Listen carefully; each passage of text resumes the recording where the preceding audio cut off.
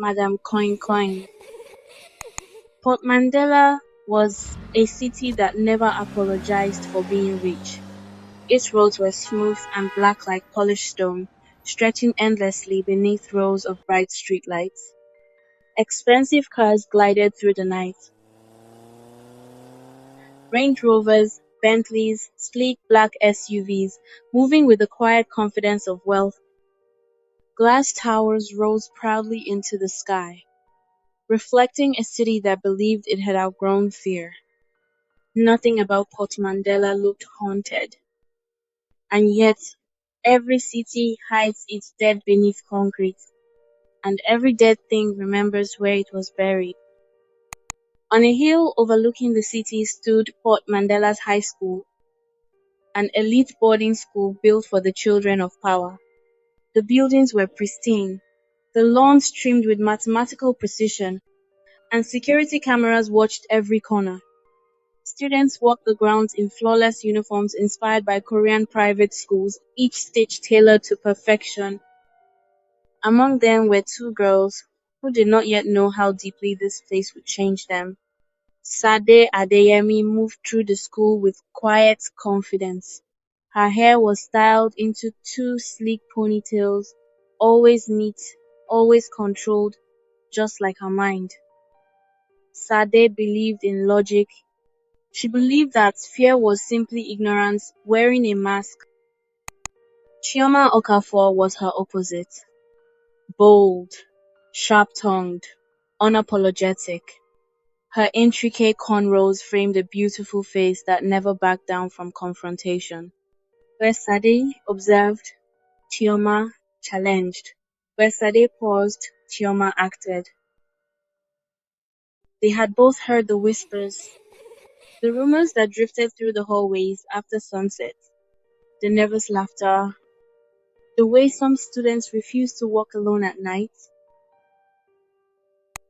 The first night came quietly. Lights went out at exactly 10 o'clock, as they always did. The dormitory settled into a deep, unnatural silence, the kind that made even breathing feel loud. Then it came. The sound was sharp and deliberate, the unmistakable click of high heels against tiled floors, slow, measured, too calm to belong to any student. The sound moved down the hallway, stopping occasionally, as though the wearer were deciding which door to stand before. And then it stopped completely, right outside the girls' dorm room. No voices followed, no shadows passed beneath the door. Only silence. Moments later, the sound returned, moving away. By morning, fear had spread faster than gossip. By the third night, sleep had become a luxury. Students kept their lights on longer. Phones were clutched beneath blankets. Prayers were whispered into pillows by girls who had never prayed before. That was the night they saw the shoes. Bright red, glossy, impossibly clean.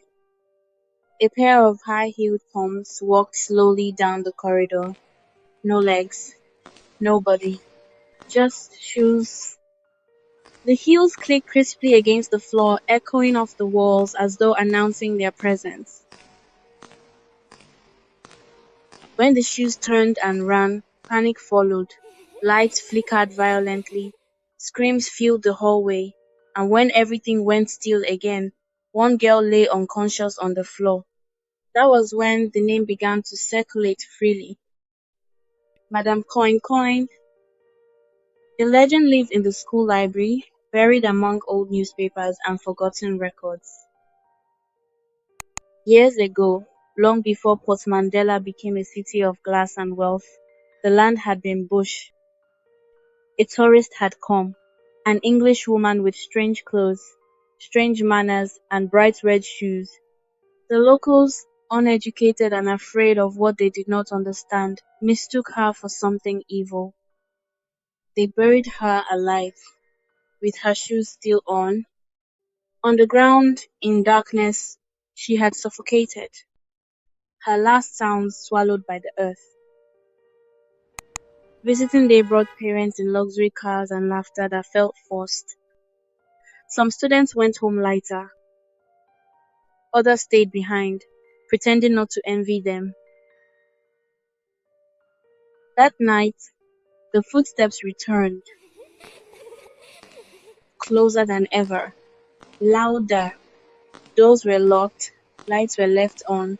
Some students cried, others prayed. One boy never returned to his bed. They found him later in the old basement, shaking, pale, whispering that something had lifted him into the air. That was when the fear became real. Sade began to search for answers. In the school's archives, she uncovered blueprints older than the buildings themselves.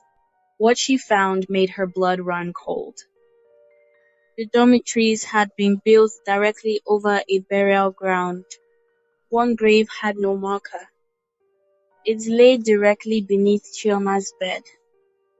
The possession happened fast. Screaming echoed through the dormitory as Chioma's body moved against her will. Red shoes appeared on her feet as though summoned from the earth itself. Her voice changed, soft, broken, ancient. She spoke of breath stolen, of beauty mocked, of dying alone in darkness. Sade did not run. She spoke instead. She acknowledged the pain, the injustice, the memory that had been erased beneath wealth and concrete. And for the first time, Madame Koin Koin listened. At dawn, the ground was opened, bones were uncovered, and beside them, a pair of red shoes, perfectly preserved. They were finally laid to rest properly. As the earth covered them, the shoes cracked, crumbled, and turned to dust. That night, the dormitory was silent. No footsteps, no whispers, no fear. Weeks passed, life returned to normal.